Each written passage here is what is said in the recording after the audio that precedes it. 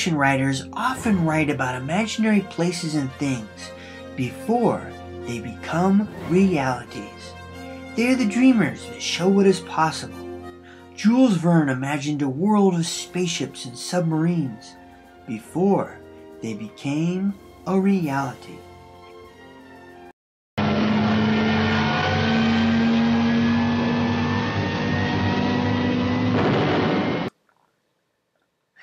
Glen Larson, the producer of Battlestar Galactica, Knight Rider, and other shows, was a visionary writer-producer that created science fiction shows that depicted laser shields, talking cars, and other things before scientists would take such concepts seriously.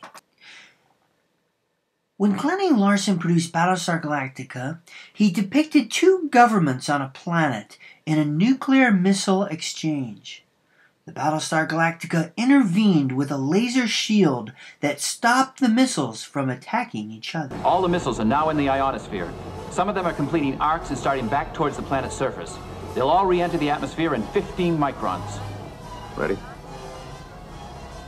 Fire.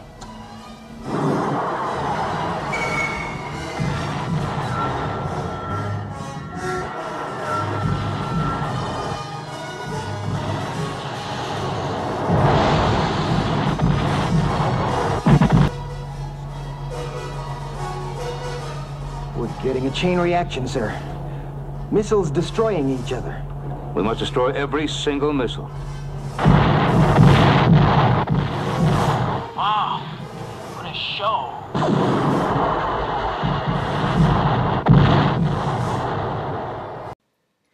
Keep in mind, this was 1978, before Ronald Reagan came into office.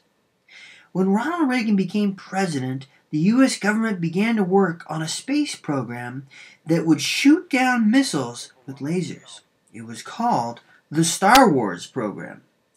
But Star Wars never depicted lasers shooting down missiles. Only Battlestar Galactica did that. Perhaps it should have been called the Battlestar Galactica program. Glen Larson imagined robots that could seek out and destroy humans long before the Terminator movies. As the state of robotics becomes more and more advanced, we can see that they could be a potential threat to mankind. More and more, the Air Force is using drones instead of manned flights. In the Battlestar Galactica shows, when the Cylons didn't want the humans around any longer, they decided to exterminate them.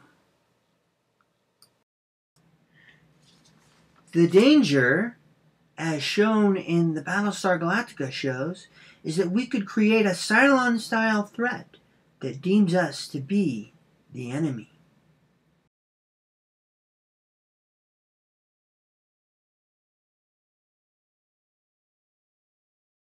He also saw that robots could be used for positive purposes, such as pets.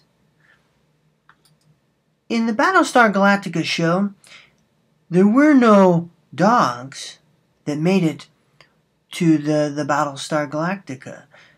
So they had to look to robotics to have a pet dog. Scientists have since created robot dogs that could act like a real dog.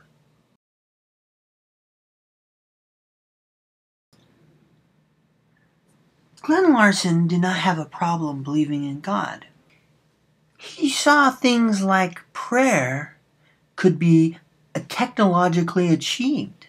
As mankind has been developing in mind-reading technologies, telephone communications, internet communications, he saw us advancing to such a point that we could communicate through the mind. Thoughts and prayers could then travel through the air. In the TV show Knight Rider, Glen Larson created a car that could talk and navigate by itself. Who would have even imagined that a car could talk to you and give you directions on how to get to a given place?